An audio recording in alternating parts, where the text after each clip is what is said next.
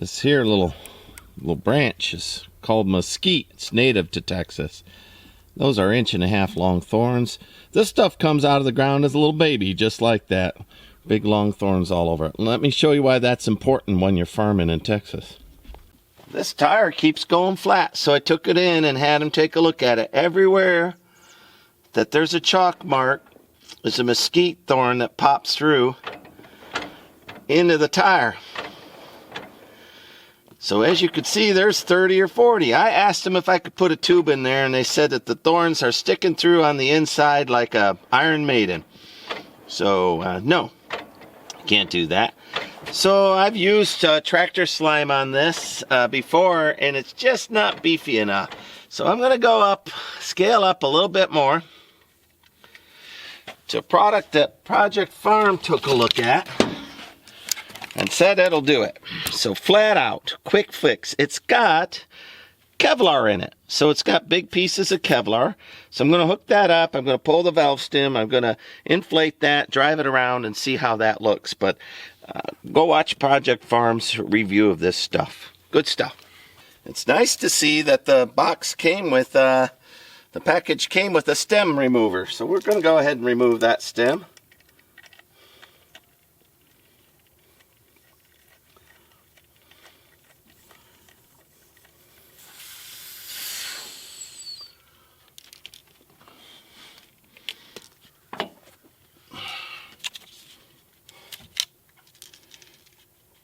I'm going to do both of these tires. I'm going to put in, whatever the instructions tell me. I already shook it up, had it upside down, so the Kevlar should be dispersed. So it's 56 ounces. I've got a gallon here, 16 ounces. Ooh, I'm going to put in about a half gallon in each one of these tires. How about that?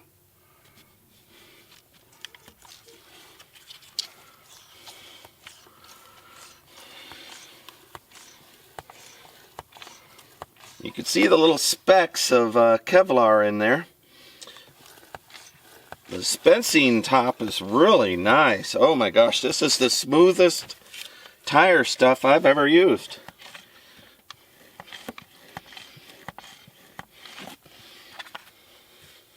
Just going by weight.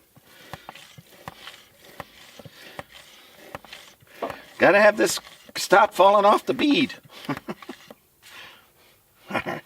Alright, let me go around and get that other tire too.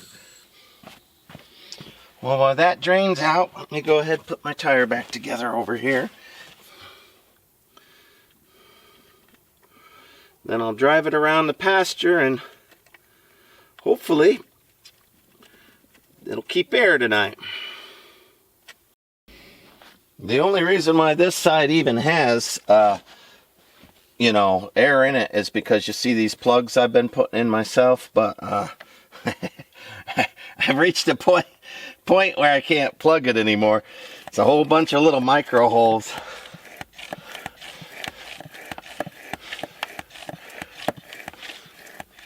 All right. Let me get you in there and see if we can see some of that Kevlar or not. I can see it, but I don't know if y'all can. You see those little black chunks in there? Like right there, there's a big chunk. I don't know if it's focused or not. Apologies. Yep, bunch of them. That ought to do it. Well, this was not cheap, if I remember right.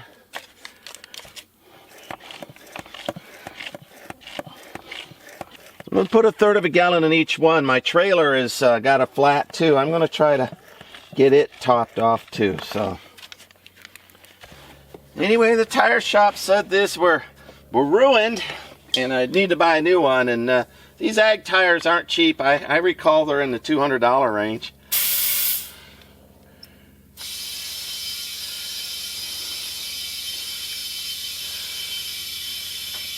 I don't want to pay that. I would rather fix 3 flat tires with one $50 thing than buy 3 $200 tires. I'm going to put exactly 30 pounds in tonight, drive it around and see what it is in the morning.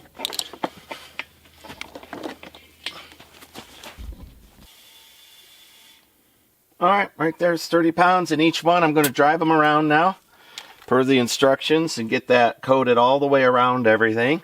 All the all the thorns that are sticking in the tire. This one is a new tire. I split it on a bottle or something in the road when I was doing the ditches. But anyway, I've got to tighten up these nuts, make sure they're all okay. And then I'm going to drive it, and tomorrow morning we'll check it and see if it's still 30 pounds. One thing I just noticed is that the tire plug, if I put it in the end there, is just the right size to plug that up for the night. So I don't have time to do the trailer tire. I'll do it tomorrow, but that should keep it through the night.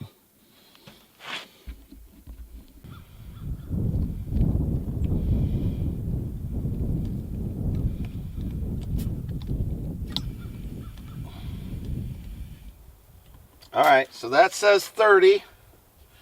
We'll see what the new tire gauge says.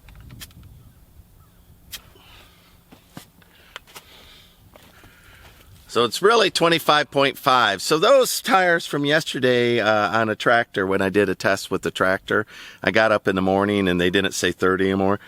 There's a 5-pound difference. So there you go. The more accurate device is probably right. So I'm going to raise that up with the fork truck, and I'm going to spin that tire around and tire around. I don't have time to hook it and drive it 2 miles and bring it back like the instructions. So I'm just trying to get the stuff in the bottom to find the holes.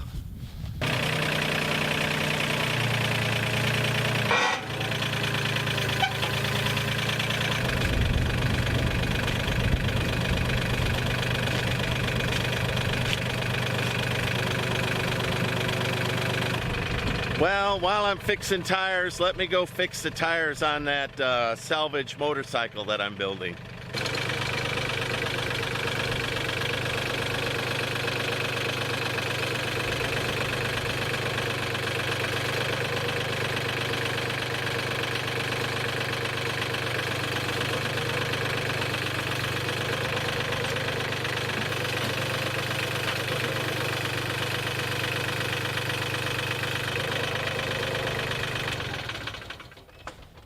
Normally I'd leave my tractor run because the hydraulics will bleed out. I don't know if that motorcycle weighs 800 pounds or something.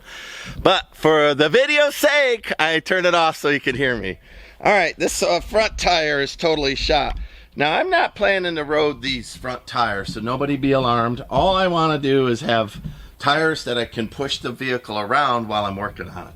So my only goal today is to see if this thing will hold. The front tire goes completely flat, has a million holes in it that I've already found. So we're just gonna try it and see, right? The back tire holds air but slowly goes. So I'm gonna put a bunch in the front tire, pump it up, see how it behaves. Oh, I forgot to remove the valve stem.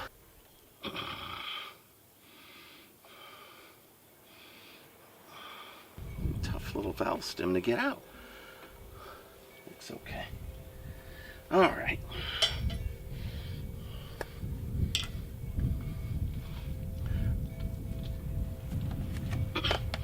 I don't have much left of this, so let's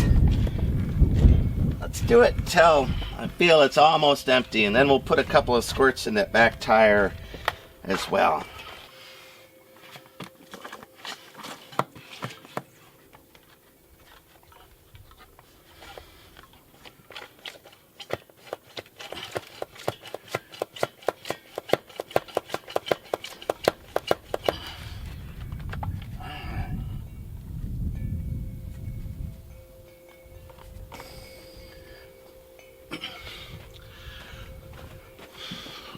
I figured out why that one spit at me, because it actually got enough pressure in the tire to push the tire back at my face and spit out the stuff.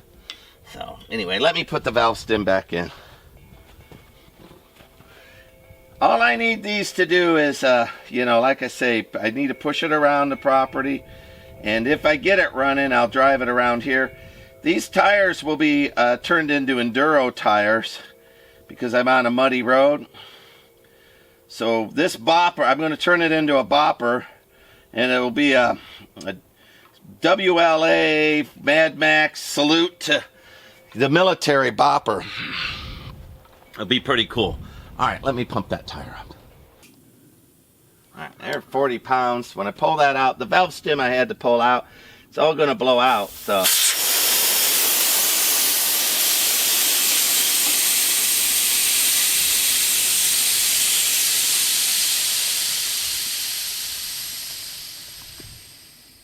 right, one more time now.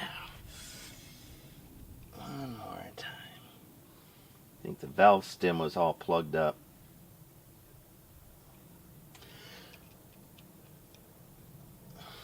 It's a 30-year-old bike.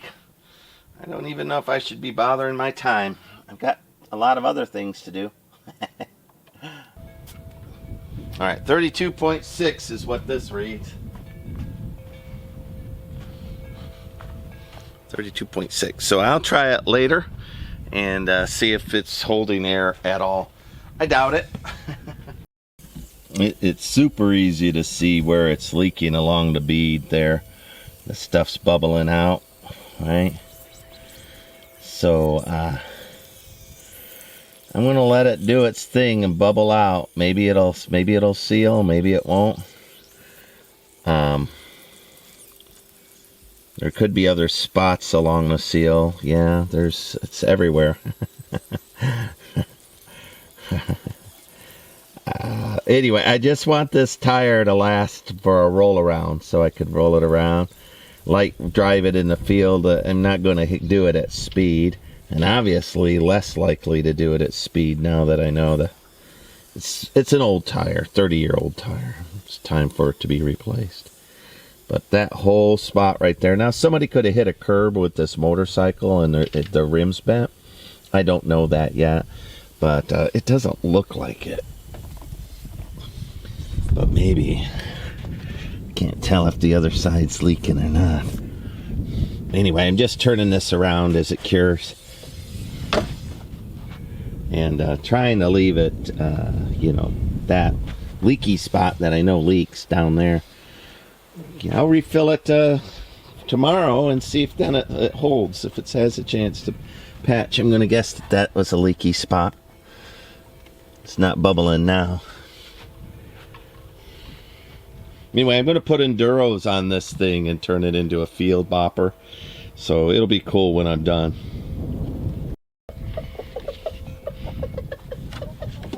All right, ignore my chickens. They're much ado about nothing. So it's $50, and notice this says off-road formula. So I got an off-road formula. So $50 is not nothing, right? It's something. But let's do a quick inventory. All right, 2 ag tires that I restored. I know those are $250 a piece. There's $500. So this was 1/10 of the cost. But I also did maybe 2 motorcycle tires. Now I'm going to replace them anyway, but this will get me through while I'm fixing the thing. I'm going to guess that's another $200, so I'm up to $700.